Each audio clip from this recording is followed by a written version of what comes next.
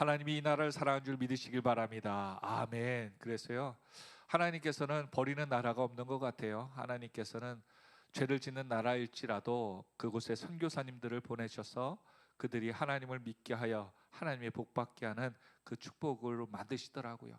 우리를 보면 알잖아요. 우리가 하나님 앞에서 복받을 인생이었는가 보면 우리의 가족들, 우리의 부모님들, 우리의 혈육들을 잘 보면 복받을 이유가 하나가 없어요. 다 왼수죠.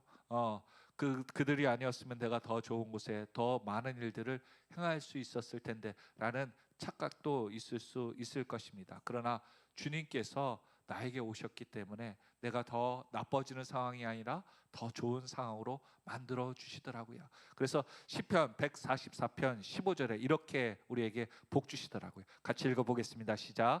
이러한 백성은 복이 있나니 여호와를 자기 하나님으로 삼은 백성은 복이 있도다. 아멘.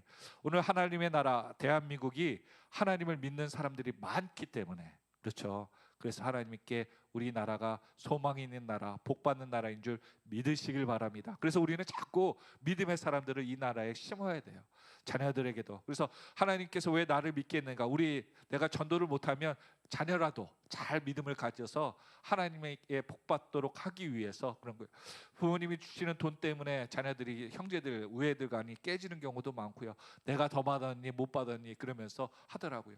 어떤 경우 저번에도 한번 설교 드린 적이 있었지만 자녀들이 부모님에게, 모시던 자녀가 재산을 이제 나눠 받았는데요, 적게 받았다고 자녀가, 형제들이 법원에 고소를 했다는 거예요. 나는 뭐 받은 게 없다. 그랬더니 법원에서요, 요즘 그러더라고요, 10년간 부모님들이 통장에서 자녀들에게 나간 걸 다 소급을 해서 정리를 한대요. 그러더니 보여주더랍니다. 그래서 재산세 내라고 온 거예요. 자녀들이 자기는 아무것도 안 받았다고, 받은 게 없다고 그러는데 보니까 손자들에게 얼마 용돈 준 거, 뭐 사준 거 다 통장에 찍히고 빠져나간 거 다 나오는 거 보니까는 결국은 다 합산해 보니까 쌤쌤이더라는 거예요. 그러니까 내가 안 받았는 것 같고 불투명한 것 같지만 다 따져보면 다 받을 거 다 받고 산 거예요. 오늘 하나님께서 우리에게 복 안 주는 것 같지만 우리가 하나님께서 시마다 때마다 다 챙겨주시고 복 준 줄 믿으시길 바랍니다. 그래서 우리는 하나님 앞에 내가 기도한 거 안 들어줬다고 땡쓸 필요가 하나도 없어요. 하나님 앞에서 우리는 수시로 때로 나만이 아니라 내 가족들에게, 내 자녀들에게, 자녀들이 사고만 안 쳐도 얼마나 플러스가 됩니까? 자녀가 맨날 와갖고 엄마 어릴 때 뭐예요, 유리 깨먹었어 야구하다가 이러면은 부모님들이 안 나갈 돈, 그때 창문값이 굉장히 비쌌으니까요. 엄마 가다가 차에다가 뭐 이렇게 부딪혀갖고 내가 물어줘야 돼, 엄마 물어주세요 이러면 안 나갈 돈도 나가는 거니까. 그런데 자녀들이 사고 안 친다는 게 다 좋은 건 아니겠지만 그래도 자녀들이 자랄 때 건강하게 자라지고 또한 품에서 부모님 말씀 듣고 자랐다는 게 얼마나 복입니까?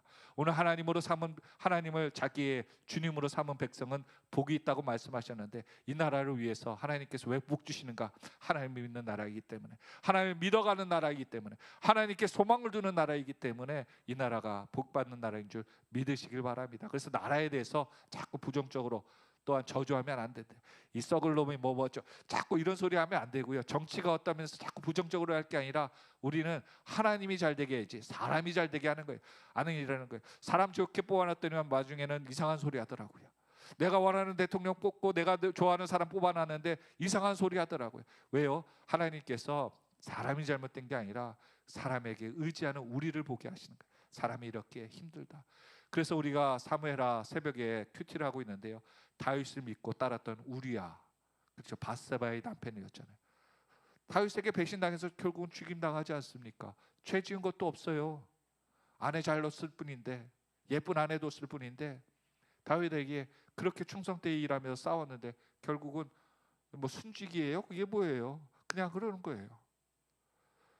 오늘 우리 인생 가운데 누구를 위해서 사느냐, 그게 중요한 게 아니고요, 하나님을 섬기느냐가 우리에게 복받는 통로인 줄 믿으시길 바랍니다.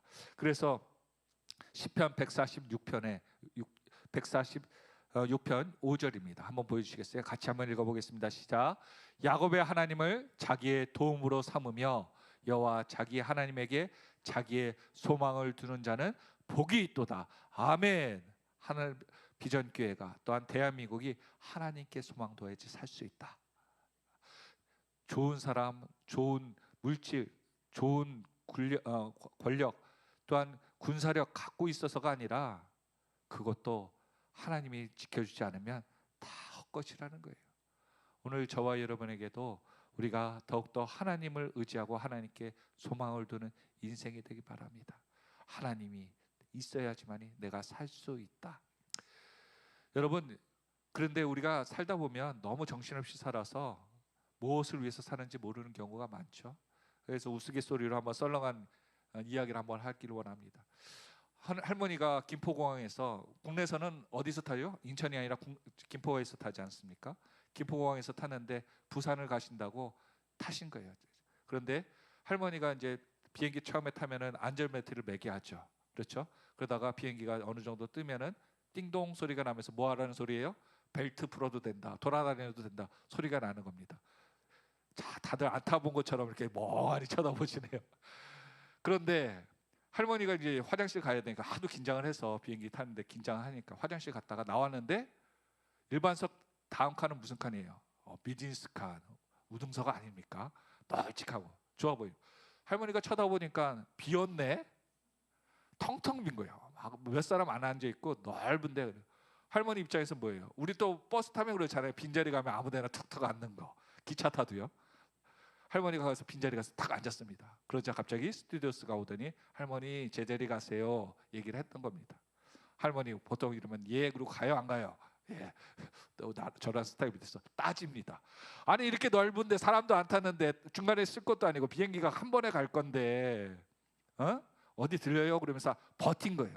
자꾸 얘기해도 할머니는 고집 피우면서 안 가는 겁니다. 그때 어떤 신사가 와서 할머니에게 귓속말로 뭐라고 그러니까 할머니가 화들짝 놀라갖고 자기 자리로 돌아간 겁니다. 스튜디오스가 신기해가지고 그렇게 얘기해도 안 가던 할머니가 무슨 말을 했길래 갔는가 그러면서 뭐라고 얘기하셨어요? 그러니까 그분이 이렇게 얘기했대. 할머니 이 좌석은 제주행으로 가는 거예요 얘기했다는 거예요. 할머니는 지금 부산행 비행기 탔는데 우등석에 탔더니 제주행 간다 그러니까 나 딴 데 가면 안 된다고 해서 얼른 부산행 좌석으로 돌아갔다는 얘기입니다. 별로 썰렁하죠. 또 내리니까 보니까 어떤 아주머니가 택시를 탔다는 거예요. 그런데 한참 타고 가고 있는데 갑자기 기사분한테 얘기했다는 거예요. 기사 아저씨, 제가 할머니 집 가자고 얘기했어요? 이모 집 가자고 얘기했어요? 그렇게 물어봤다는 거예요. 기사분이 어이없다니 쳐다보면서 언제 타셨어요? 그렇게 물어보셨다는 거죠.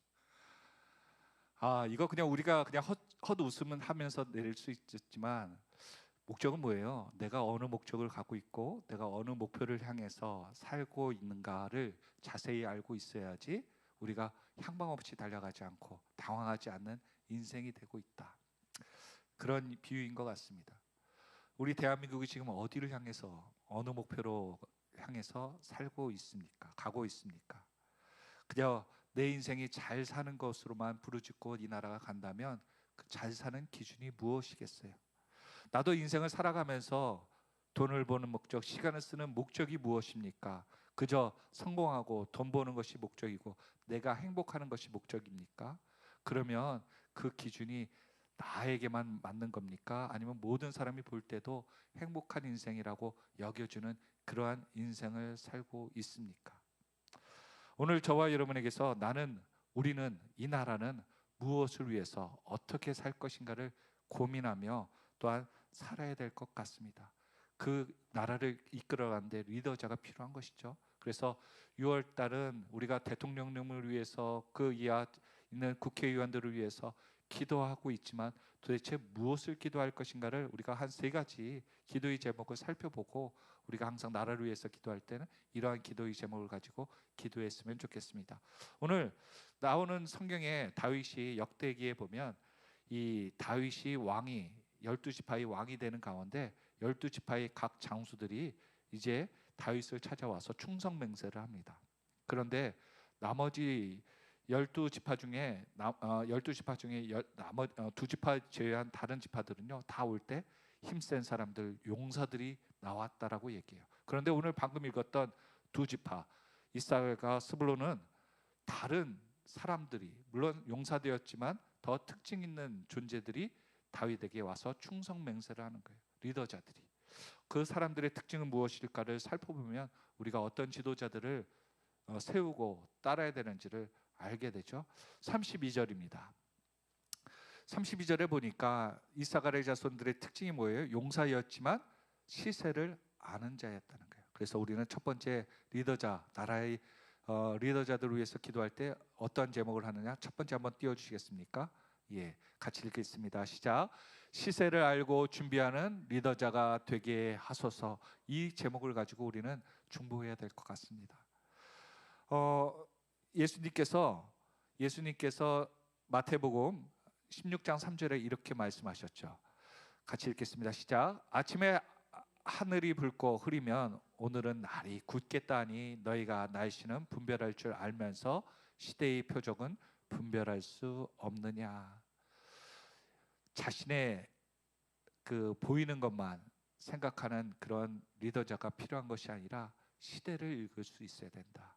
그리고 준비해야 될 것이 무엇인지를 알아야 되는 리더자가 나와야 되고 깨달아야 된다라고 그를 위해서 기도해야 된다고 얘기하고 있습니다. 우리 인생 가운데 자꾸 우리가 앞에 있는 것, 근시인 것, 그 다음에 우리에 있는 문제만 해결하기 위해서 리더자를 뽑는 게 아닐 거예요. 그들이 한번 뽑히면 수날을 또 몇 달을 몇 년을 그렇게 공직에서 나라를 위해서 백성을 위해서 국민을 위해서 헌신할 텐데 그 헌신이 정말 바른 것인가 무엇인가를 분별하는 영적인 분별력도 있어야겠죠. 프란시스 세퍼라는 학자가 50년 전에 이러한 미래에 대한 예언을 했습니다. 들어보십시오. 5가지 예언인데요. 앞으로 진리가 없는 교육이 난무하는 시대가 올 것이다. 의미 없는 사랑이 난무하는 시대가 올 것이다. 목적 없이 물질만을 추구하는 물질 만능주의가 돌아올 것이다. 죄책감 없이 살인하는 생명 경시 풍조가 만연할 것이다. 마지막으로 절대적인 도덕 가치를 거부하며 개인주의와 이기주의가 팽배할 것이다. 50년 전에 예언을 했어요. 그런데 지금 딱 이 모습이 지금 우리가 살고 있는 시대의 모습이라는 거죠. 하버드 총장인 24대 총장인 레이든 휴지 총장은 이렇게 얘기했다고 합니다. 흔들만한 깃발이 없는 시대, 따를 수 없는 지도력이 없는 시대, 생명을 걸고 지킬 만한 가치가 없는 그런 시대가 도래할 것이다 라고 이야기했다고 합니다. 그래서 중국의 역사 사마천은 그 시대를 아는 자만이 그 시대를 변화시킬 수 있다는 그러한 귀한 말을 한 것을 생각해 보면 우리가 리더자를 위해서 기도할 때 시대를 올바로 분별할 수 있는 리더자들이 깨어서 나올 수 있도록 또한 그들이 준비할 수 있도록 우리가 중보하는 도구하는 기도의 모습들이 있어야 될 줄로 믿습니다. 여기 보니까 32절 다시 한번 보여주겠습니까? 시세를 아니까 그들이 모든 형제들을 통솔하는 200명이나 되는 리더가 다윗을 따르더라고요. 다윗에는 시키는 대로 싸우는 사람들도 중요했지만 지혜로서 분별할 수 있는 사람들이 그 나라를 더 견고히 하는 것이었죠. 오늘 우리가 실력만을 중요한 것이 아니라 지혜가 필요한 것 같아요. 그래서 우리 나라를 다스리는데 우리 또한 교회만이 아니라 사회 각 분야의 리더자들이 이렇게 모든 시대를 아우를 수 있는 통찰력이 있도록 기도하는 저와 여러분들의 기도가 있기를 바랍니다. 두 번째로는요. 같이 읽어보겠습니다. 시작. 힘들어도 반드시 해야 하는 일을 하게 하소서. 보통 그 공직자들이 있는 분들은 자기에게 손해되면 안 하잖아요. 또 내가 이것이 필요하냐 아니냐를 계산해서 그것이 유익 있냐 없냐를 하는데요. 정말 손해되더라도 해야 되는 일은 해야 되겠죠. 그렇죠? 자기가 손해보더라도 희생하더라도 또한 욕을 먹더라도 분명히 해야 되는 것은 과감하게 해야 되는데 이것을 할 수 있도록 우리는 기도해야 될 것 같습니다. 에베소서 2장 10절에 이렇게 말씀하십니다. 같이 읽어볼까요? 시작. 우리는 그가 만드신 바라 그리스도 안에서 선한 일을 위하여 지으심을 받은 자니 이 일은 하나님이 전에 예비하사 우리로 그 가운데서 행하게 하려 하심이니라. 그대로 띄워주시기 바랍니다. 리더자들이 이 시대에 하지 않으면 안 되는 일이 무엇이라고요? 선한 일이라는 거예요. 선한 일.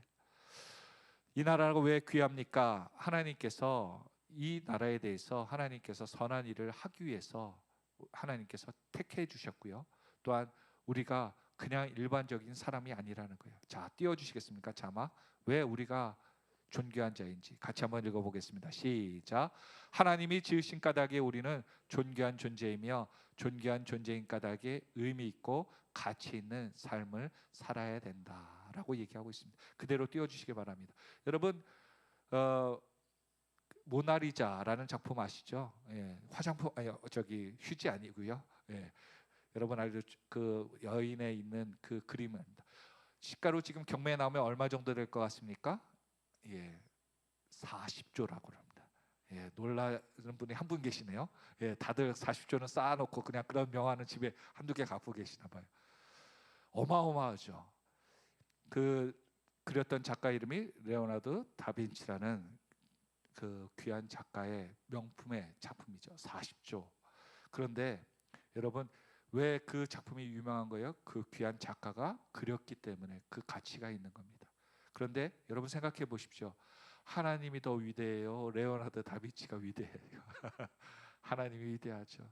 하나님의 작품이 이 세상인데 이 세상의 작품은 정말 돈으로서 환산할 수 없을 정도로 값어치 있는 것 아니겠습니까?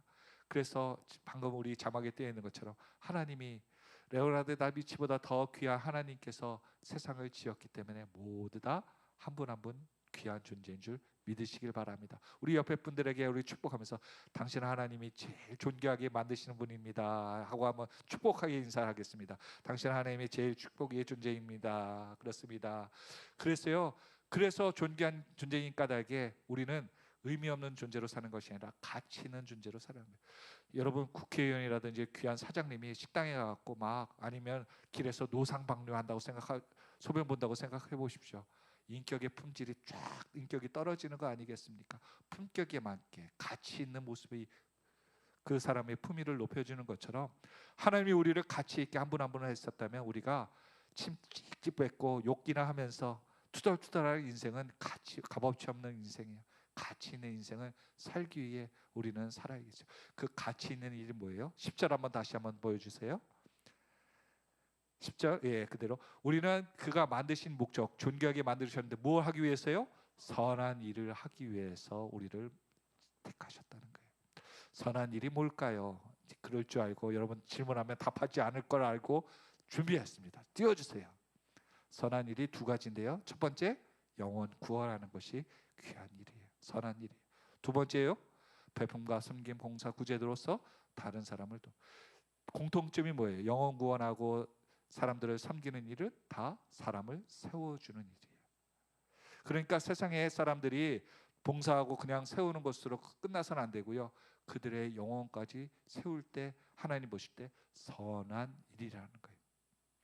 오늘 믿음의 사람, 또 이 나라가 사람들에게 그냥 물질 준다고 해서 그 사람들이 나라가 선한 일을 하다고 생각하지 않거든요. 그들의 마음까지 영혼까지 케어할 수 있을 때 하나님 보실 때 그 나라가 건강한 나라가 될 수 있는 것 같아요. 그래서 나라의 리더자들이 국민들에게 돈을 푸는 것으로 끝나지 말고 그들의 영적인 갈급함, 영적인 것까지도 볼 수 있는 눈이 열릴 수 있도록 우리가 기도해야 될 줄로 믿습니다. 영혼과 정신, 마음들까지도 케어할 수 있는 리더자들이 나올 수 있을 때 이 나라가 더 건강한 나라가 될 줄로 믿습니다. 예, 우리가 인생 살면서요, 우리는 가치 있는 일을 하기를 원하잖아요. 그렇죠? 또 나라의 리더자들이 가치 있는 일들, 선한 일들에 대한 가치를 따지고 있을 때 가치는 두 가지 종류로 볼 수 있을 것 같아요. 자, 넘겨주시겠어요? 가치에 대해서. 예, 가치의 두 종류가 있는데요. 우리는 어떠한 인생의 가치를 두고 살고 있습니까? 첫 번째는 낮은 가치를 두고 사는 인생이 있고요. 다른 하나는 높은 것에 가치를 두고 사는 인생이 있어요. 낮은 가치를 두고 사는 인생은 뭐예요? 돈 같은 거, 소유를 가지면 다른 사람이 피해를 보더라고요. 그렇죠. 저희 부모님도 식당 음식점을 운영한 적이 있었는데 똑같은 것이 생기거나 또한 그러한 비슷한 종류의 식당이 들어오면 피해를 보게 되더라고요. 그들이 왜 그래요? 그 옆에 잘 되는 거 보니까 나도 똑같은 거 하면 좀 돈 좀 벌어 보려고. 근데 자신은 돈을 벌겠지만 다른 곳에 피해를 주고 있다면 그것은 낮은 가치, 즉 자신의 유익 때문에, 돈 때문에 다른 사람에게 피해를 주고 또한 다른 사람을 어렵게 하는 그러한 일들을 한다는 거예요. 나라가 다른 사람에게 피해를 준다고 하는 그 물질만을 집중한다고 하면 결국은 낮은 가치를 따르는 거예요. 그러나 낮은 가치는 누군가 눈물을 흘리게 되고 있죠. 그런데 믿음의 사람들은 어떤 거예요? 높은 가치를 두고 살 때 그 인생들은 회복이 있다는 거예요. 높은 가치의 의미는 소유를 통해서 모든 사람들이 유익을 얻게 됩니다. 높은 가치가 뭐가 있을까요? 이해하는 마음들. 내가 이해하는 마음을 더 많이 가지려고 그것에 가치를 두고 산다면 여러분, 주변의 분들이 더 많은 덕을 보는 경우가 많죠. 용서하는 마음, 그것에 내가 더 가치를 둬요. 더 집중해요. 판단하지 않고 용서하고 품어주려는 이해의 마음, 사랑의 마음, 충성의 마음, 온유의 마음, 성령의 열매들, 그것들로서 중요한 가치로 여기고 사는 인생들은요, 다른 사람을 살리게 되더라고요. 나라의 리더자들이 백성을 바라볼 때 자신들에게 어떤 가치를 추구할 것인가, 낮은 가치가 아니라 높은 가치를 부여하기 위해서 리더자들이 세워갈 때, 서질 때 이렇게 모든 사람들이 존귀한 나라가 될 줄로 믿습니다. 내 자신도 그런 것 같아요. 내 인생에 낮은 가치를 위해서 살 것인가, 높은 가치의 목표로 두고 살 것인가, 우리가 살펴봐야 될 것 같습니다. 갈등이 지금 참 힘들어요. 방송을 들어도 서로에 대해서 험담을 하고 자신이 높아지기 위해서 할 때, 그래서 마지막으로 우리에게 필요한 리더자들을 위한 기도의 제목은 무엇입니까? 세 번째, 같이 읽겠습니다. 시작. 한 마음으로 일하게 하소서. 자, 역대적으로 우리 4대 분파 이러면서 분쟁, 무슨 파라고 얘기하는데요. 성경은 그것이 성경적이지 않대요. 하나님이 원하시는 것은 한 마음을 원하시는 거예요. 33절의 말씀이죠. 스불론 지파가 어떤 특징으로 나왔는가 같이 읽어보겠습니다. 시작. 스불론 중에서 모든 무기를 가지고 전열을 갖추고 한 마음이요? 두 마음이요? 두 마음을 품지 아니하고 한 마음으로 나왔다는 거예요. 싸움을 할 때는 자기의 능력을 의지하는 것이 아니라 장군의 한 마음의 명령으로서 행할 때 전쟁을 승리하더라고요. 각자 각계 전투가 중요한 게 아니라 리더자의 마음을 통해 한 사람으로 움직일 때 그 전쟁에 승리하더라고요. 그런데 한 마음으로 승리한다는 게 뭐예요? 나 중심이 아니라 상대방 중심으로. 40절에 이들이 어떻게 행동했는지 이야기가 나오더라고요. 같이 읽겠습니다. 시작. 또 그들이 근처에 있는 자로부터 이사갈, 스불론과 납달리까지도 나귀와 낙타와 노새와 소에다 음식을 많이 실어왔으니 곧 밀가루 과자와 무화과 과자와 건포도와 포도주와 기름이요 소와 양도 많이 가져왔으니 이는 이스라엘 가운데 기쁨이 있음이 이었더라. 여러분, 기쁨이 있고요, 사람들이 많이 모이니까 그들이 필요할 것이 무엇인지를 남을 생각해서 그들이 오면 어떻게 하면 기쁨이 될까 해서 음식과 과자와 먹을 것들을 잘 준비해서 기쁨의 축제를 만들더라고요.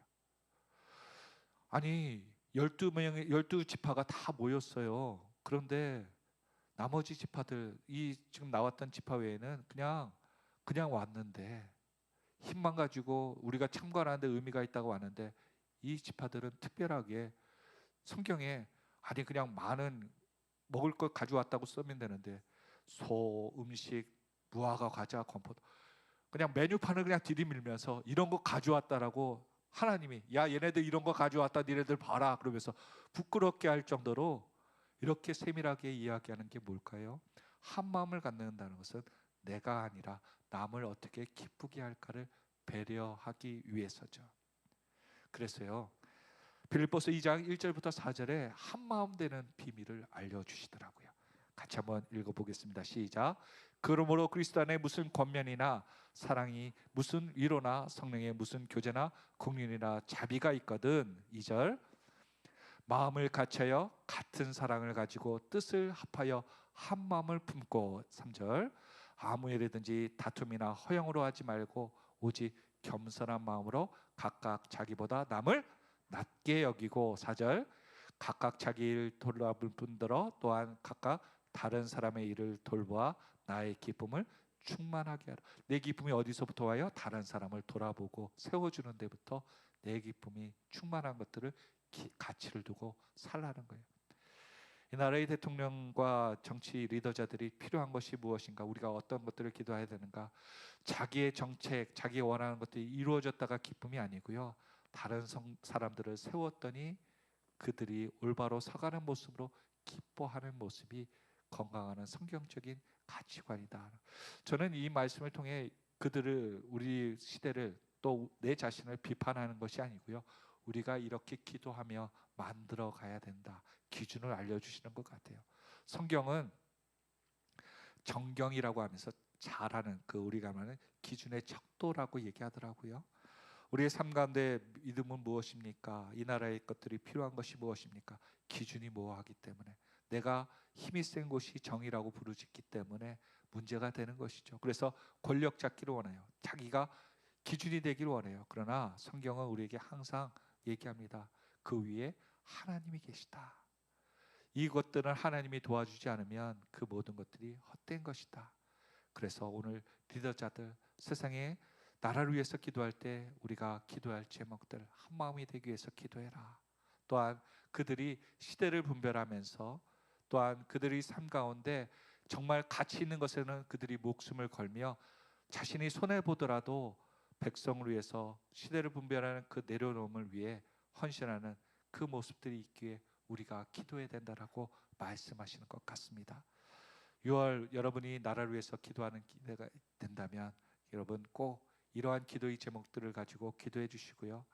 저희는 월요일 날은 나라를 위해서 기도하고 있어요. 새벽에 월요일은 나라를 위해서, 화요일은 교회를 위해서, 수요일은 가정을 위해서, 목요일은 국내 선교와 또 해외 선교, 국내 미자립 교회들을 위해서 기도하고 있고요. 금요일에는 각자의 기도 제목을 위해서, 영혼을 구령을 위해서 기도하고 있습니다.